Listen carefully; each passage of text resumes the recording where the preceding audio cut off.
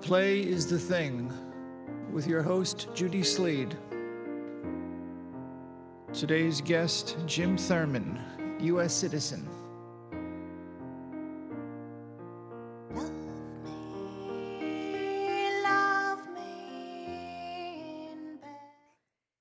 Yes, hello once again to the Play is the Thing, and I'm very lucky to have Jim Thurmond come back and talk to us about the theater.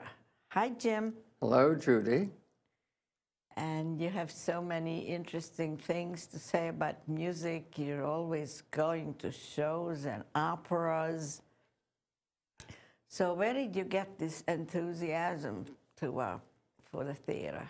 Well, I have to say it started when I was very young, and I guess my parents really introduced me to it. I grew up, of course, in England during the Second World War. No one would ever know. During the Second World War. And, Yes. of course, during the war, there was very little theatre, particularly in, as they say outside of London, the suburbs where I lived. I lived close to the city of Coventry and grew up there, as I said. There was a theatre in Coventry, but during the war it had if I remember correctly, it had very, very few shows playing there because it was bombed constantly. Blitzed terribly during the war. That theater was? No, because the city of Coventry. I thought the maybe city they of Coventry. hated the theater. They No. kept bombing it. I don't think they were aiming at the theater. They were I going see. after the factories. But unfortunately, they missed the factories and totally smashed down the center of the city, including the beautiful old cathedral. But that is another story. Anyway, shortly after the war finished in 1945, about 1947-48, American shows started coming over from Broadway to the West End. The West End is what they call the theatre district in London, as they call on Broadway the Great White Way. The West End in London is its equivalent. And so one of the first shows to come, excuse me, was Oklahoma, followed shortly afterwards by Annie Get Your Gun and then Kiss Me Kate, etc. And as they do on Broadway, the London shows then get a touring show that tour, as the Londoners like to say, the suburbs. And Coventry happened to be one of the stops on this provincial tour. And so my parents took me to see Oklahoma there, the touring show, of course. Dolores Gray was in the original London cast in London, but of course she didn't come to Coventry. It was just another star that was touring in the group. Oklahoma, Annie Get Your Gun, and Kiss Me Kate, and I just fell in love with them when my parents took me there to see them. And then my father bought me, pretty soon after that, new equipment came out for recording, like they introduced, as we called it in those days, the 33 1/3, which is now called the vinyl. Yes, you know, LPs, the record. Yes, and I remember them. These were just being introduced into England at that time. And so my father bought me a new electric player that would play both these and the old 78s, the old wax discs. And one of the first records he bought for me was the original cast album of Oklahoma. So I just played it, and I knew absolutely every song by heart, and used to drive my parents crazy singing this over and over. And then it followed shortly afterwards by Annie Get Your Gun and then Kiss Me Kate and so on. Anyway, that started me on my collection. At the age of 18, I left home and went into the British Armed Services. And I was stationed close to London, which gave me, of course, the opportunity on my days off to go into London and go to the theatre. Yes. And of course, being in the army, I didn't get much of a salary. It was just a little stipend, you know, like, I've forgotten, something like maybe £3, which is the equivalent of about $6. But of course, that went a long way in those days. And I could go to the theatre in London and sit in the gallery, or as we called it then, the gods, way, way back. The balcony. And it would cost me only 2 and 6p, which was like about 25 cents. And I used to have to stand at the theatre, in line at the theatre box office to get this, you know, for that performance. But you just anyway, had to but go. I loved it, and I saw so many shows that way in London. Not only the big American shows like The King and I and South Pacific and Carousel and so on, but a few of the English shows that were still being written and produced, of course, because many, as you're probably aware, many British shows have been written and indeed have come over here. I mean, Yes. like Andrew Lloyd Webber has brought many of his shows over here. Well, in those days, of course, we had Noel Coward writing shows. We had Ivan Novello and Julian Slade and Wilson, who wrote The Boyfriend, and so on.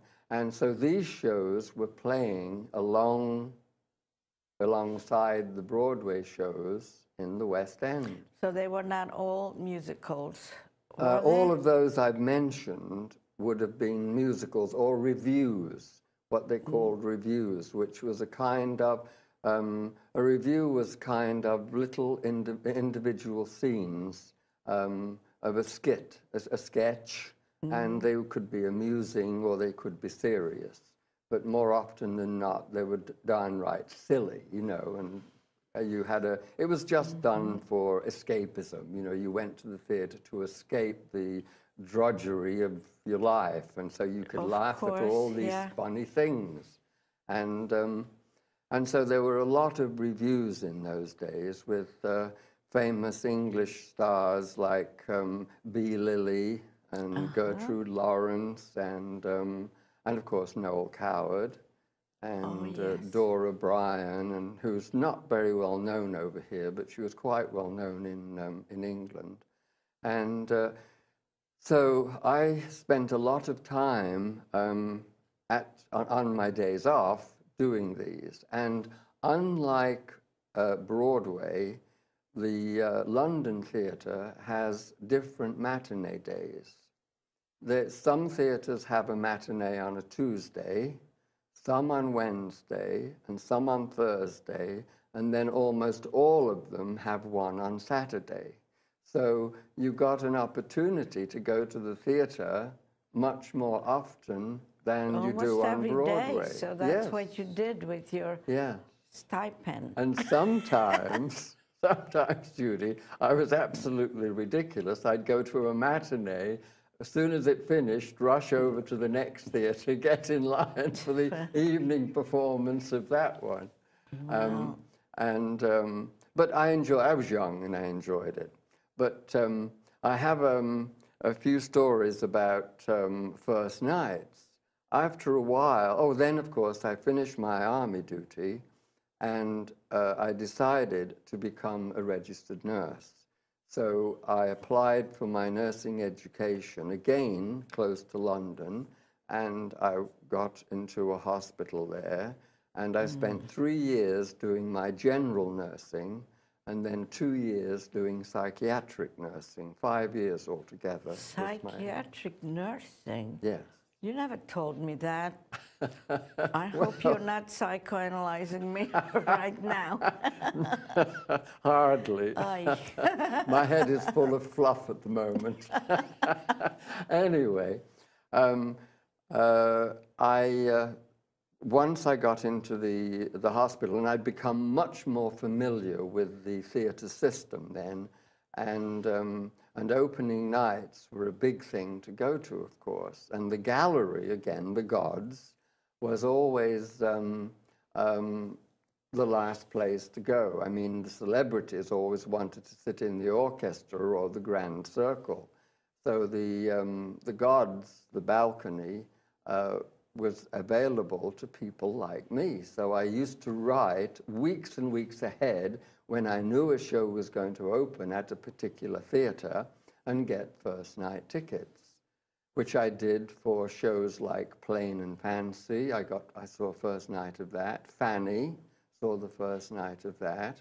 West Side Story, which was absolutely incredible, and indeed had Chita Rivera in it in London, as well as, of course, on Broadway.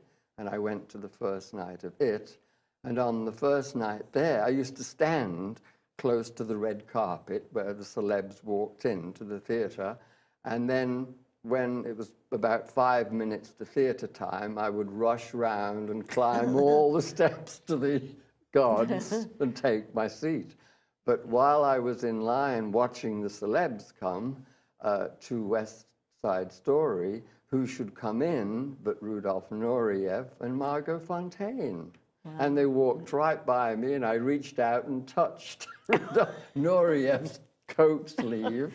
Oh my gosh, and you felt you were in hell. It was I mean, you know, I think most people adored him as a dancer, of course. And I had seen him a number of times. Anyway, that's how I saw the first night of West Side Story. But I have a rather interesting story about My Fair Lady. It opened, I believe, in 1958 in London. I couldn't get a first night ticket. They were sold out weeks in advance. And so this friend and I, who we were now working or doing our training at the Bethlehem Royal Hospital, which was the original Bedlam. Bethlehem, it had been changed from Bedlam to Bethlehem, Bethlehem Royal Hospital.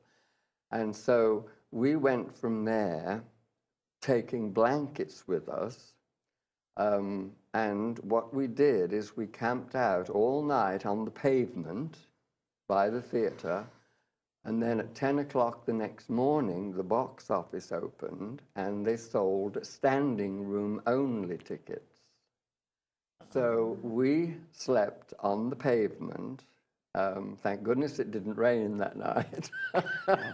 And we wrapped up in these blankets with Royal Bethlehem printed across them, and we just hoped that the press wouldn't come and take photographs of all these people, because then the hospital would see us with these blankets, which we shouldn't have had, of course. But anyway, as a result, we did get the tickets the next morning. We rushed back to the hospital, got a day's sleep, and then came back to watch the show. And I have to say, it was one of the most spectacular first nights I have ever attended. I mean, anybody who was anybody was in the audience that night. There was Laurence Olivier and Vivian Leigh, Noel Coward, Ivan Novello. Gertrude Lawrence. No, Gertrude Lawrence was over here, I think, appearing in The King and I, or she might have already died, I'm not sure, because she died while she was appearing in The King and I. We saw, Ingrid Bergman, and Kay Walsh, Dirk Bogarde. Anyway, there was so many celebrities. It was just incredible. I mean, we were looking at the audience as much as we were looking at the show. But anyway, and then if you remember, and what we did that morning, they took up, before the box office opened,